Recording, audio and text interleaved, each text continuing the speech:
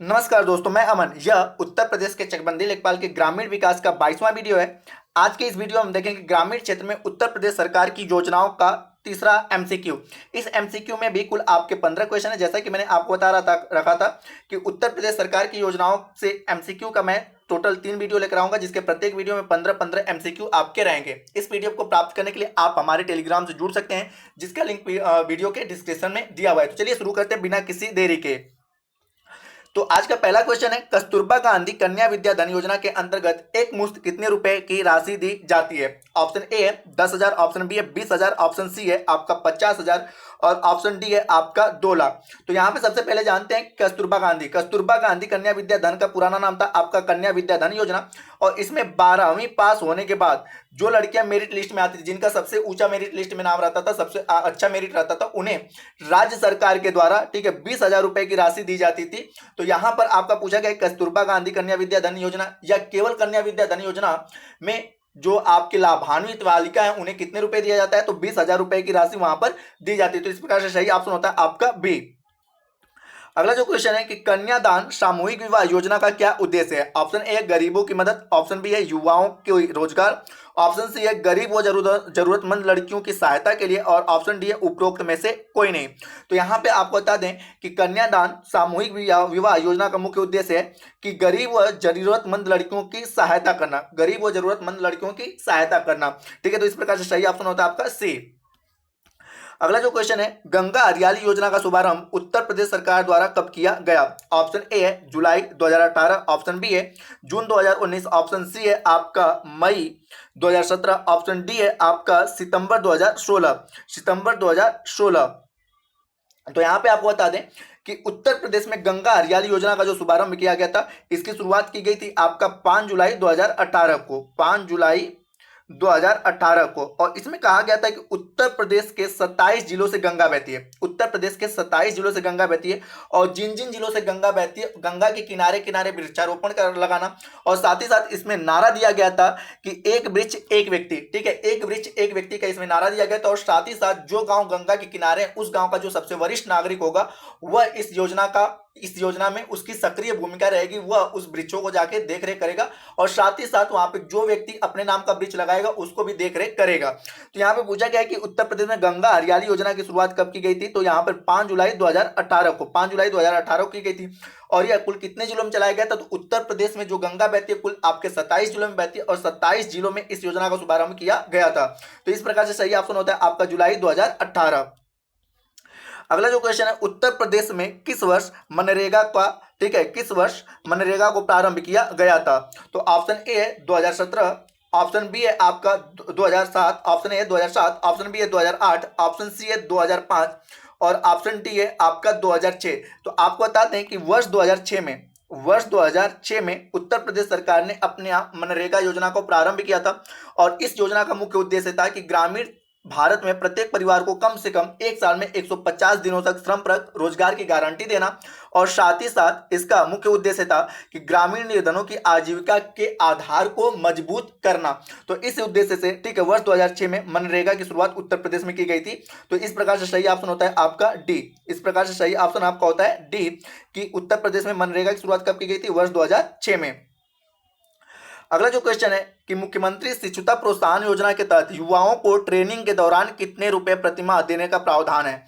Option A है 1,000, option B है 1,500, option C है आपका 2,000 और ऑप्शन डी है आपका 2,500। तो यहाँ पे सबसे पहले हम आपको बताते हैं कि उत्तर प्रदेश में मुख्यमंत्री शिशुता प्रोत्साहन योजना की शुरुआत की गई थी आपका जून 2020 में, जून 2020 में इसकी शुरुआत की गई थी। और इसके तहत जो व्यक्ति था जो ट्रेनिंग कर रहा था उसे 2,500 रुपए दिए जाने का प्रतिमाह प्रावधान किया गया था। और इसका मुख्य उद्देश्य था कि ट्रेनिंग के दौरान ही बच्चों के कौशल के साथ साथ उन्हें आत्मनिर्भर बनाना और उन्हें एक अस्थायी जॉब देना कि आपको कहीं और भी जॉब नहीं मिलेगा तो इसी संस्था में आपको इतने रुपए, और साथ ही साथ जिस प्रकार से आपका कौशल विकास होता जाएगा वैसे वैसे आपकी पेमेंट राशि बढ़ती जाएगी। प्रारंभिक स्तर पर आपको ट्रेनिंग के दौरान 2,500 रुपए दिए जाएंगे। तो यहाँ पूछा गया कि मुख्यमंत्री शिशुता प्रोत्साहन योजना के तहत युवाओं को ट्रेनिंग के दौरान कितने रुपए प्रतिमाह देने का प्रावधान किया गया था? तो आपका सही ऑप्शन होता है 2,500 रुपए।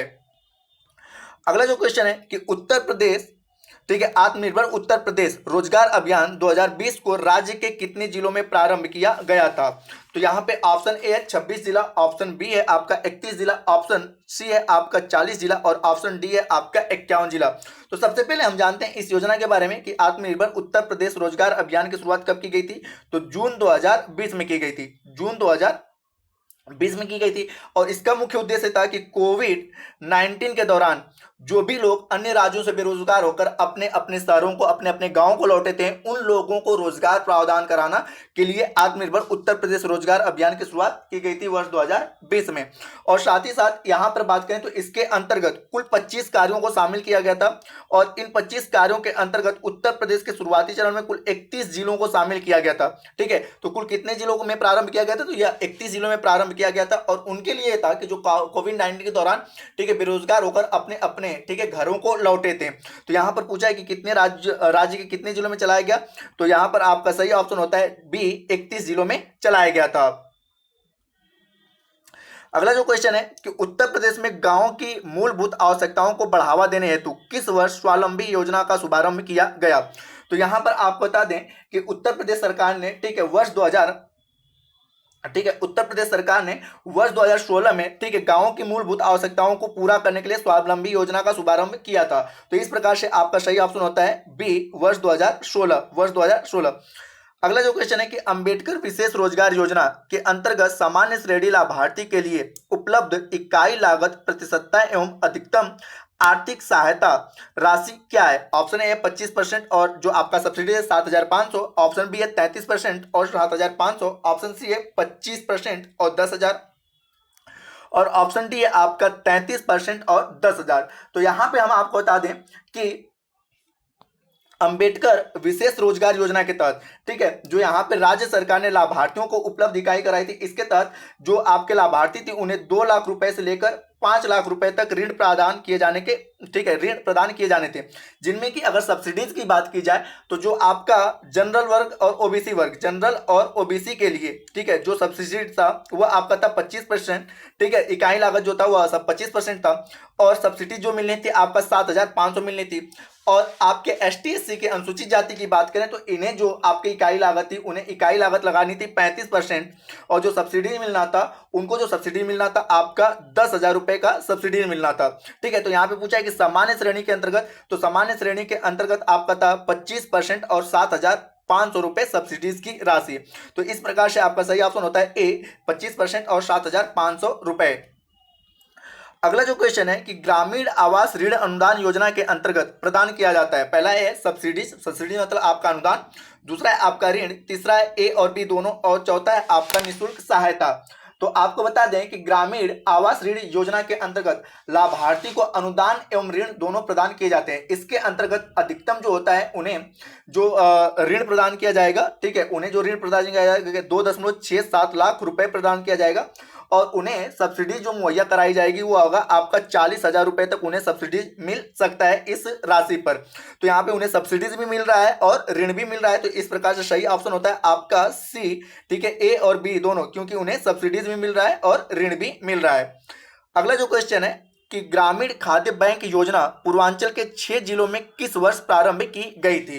तो यहाँ पे आपको बता दें ग्रामीण खाद्य योजना जो शुरू की गई थी पूरे उत्तर प्रदेश में की गई थी और यहाँ पर पूर्वांचल के जो आपके 6 से 7 जिलों में ठीक है यहाँ पे 6 नहीं 6 से 7 जिलों में जो आपका शुरू किया गया था वह वर्ष था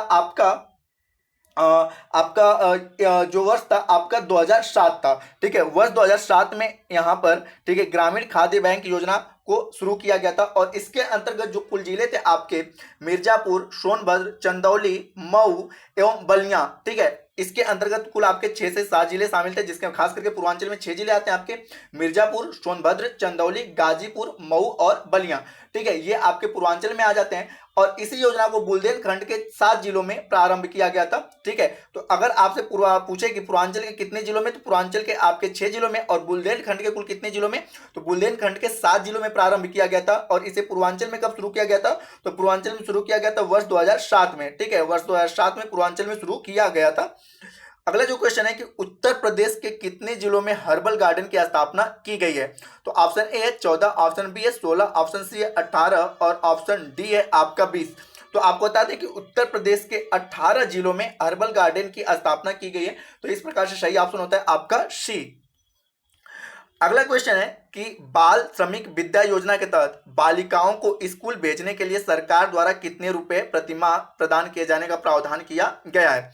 तो सबसे पहले यहाँ पे जानते हैं कि बाल श्रमिक विद्या योजना की शुरुआत कब की गई थी। तो बाल श्रमिक विद्या योजना की शुरुआत की गई थी आपका 12 जून 2020 को, 12 जून 2020 को की गई थी। और इसके तहत ठीक है, जो अगर लड़के को स्कूल भेजने के लिए हम प्रोत्साहित करते हैं तो लड़के को 1000 रुपये का प्रावधान किया गया था और लड़कियों के लिए 1200 रुपये किया गया था। ठीक है, प्रोत्साहन राशि। तो यहाँ पे पूछा है बालिकाओं के लिए, तो बालिकाओं के लिए कुल किया गया था आपका सी ऑप्शन सही होता है 1200 रुपये।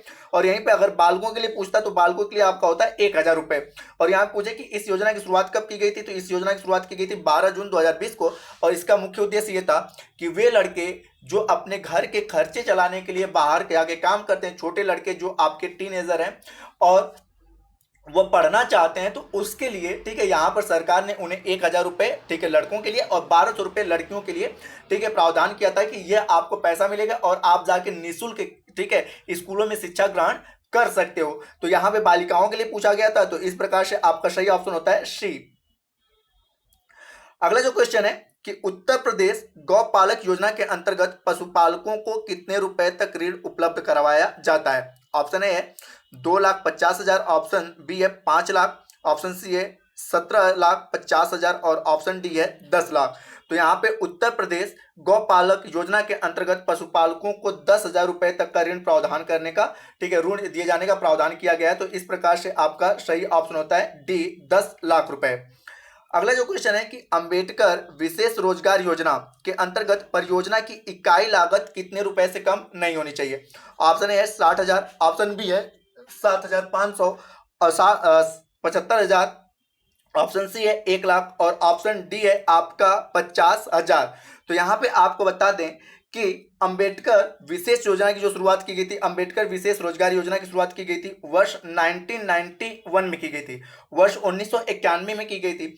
और इस योजना में जो कहा गया था इकाई लागत जो होगी वह 50,000 से कम की नहीं होनी चाहिए, 50,000 से कम की नहीं होनी चाहिए। और इस योजना को चलाए जाने का मुख्य उद्देश्य ये था जो खास करके ग्रामीण क्षेत्र में जो युवा रोजगार प्राप्त करना चाहते हैं और जो रोजगार की तलाश में वह शहर की ओर पलायन कर जाते हैं तो वह पलायन न करें। ठीक है, उसके लिए सरकार उन्हें ऋण प्रदान करेगी जिनमें कम से कम उनकी मिनिमम लागत कितनी होनी चाहिए, 50,000 होनी चाहिए और वह अपने गांव या घर में रहकर ठीक है आत्मनिर्भर बनकर ठीक है अपने खुद का रोजगार शुरू कर सकते हैं। तो यहाँ पे पूछा गया है कि अंबेडकर विशेष रोजगार की योजना के तहत परियोजना की इकाई लागत कितने से कम नहीं होनी चाहिए। तो आपका सही ऑप्शन होता है डी 50,000 से कम नहीं होनी चाहिए। अगला जो क्वेश्चन है आपका लास्ट है कि निम्न में से कौन सा रोजगार छतरी योजना, यहाँ पे इतरी हो गया है, यहाँ पे होना चाहिए आपका छतरी योजना, छतरी योजना का प्रमुख उद्देश्य है। ऑप्शन ए है स्वास्थ्य सेवा में सुधार करना, ऑप्शन बी है ग्राम विकास को बढ़ावा देना, ऑप्शन सी है अनुसूचित जाति का सर्वांगीण विकास करना और ऑप्शन डी है आपका पेयजल सुविधा प्रदान करना। तो यहाँ पर हम बताते हैं आपको कि उत्तर प्रदेश में छतरी योजना की प्रारंभ की गई थी 18 जुलाई सन 2020 को, 18 जुलाई 2020 को छतरी योजना की शुरुआत की गई थी और इसका मुख्य उद्देश्य था कि अनुसूचित जाति का सर्वांगीण विकास करना। ठीक है, तो अनुसूचित जाति का सर्वांगीण विकास करना। तो यहाँ से अगर आपसे पूछे कि छतरी योजना की शुरुआत कब की गई थी तो 18 जुलाई 2020 को और इसका उद्देश्य क्या था। तो इसका मुख्य उद्देश्य था आपका सही ऑप्शन होता है सी अनुसूचित जाति का सर्वांगीण विकास करना। तो दोस्तों यह वीडियो आपको पसंद आया हो तो वीडियो को लाइक करें, कमेंट करें तथा अपने दोस्तों के साथ शेयर करें तथा इस चैनल पर नए हैं तो चैनल को सब्सक्राइब अवश्य करें। वीडियो के अंत तक बने रहने के लिए धन्यवाद। मिलते हैं जल्दी नेक्स्ट वीडियो में।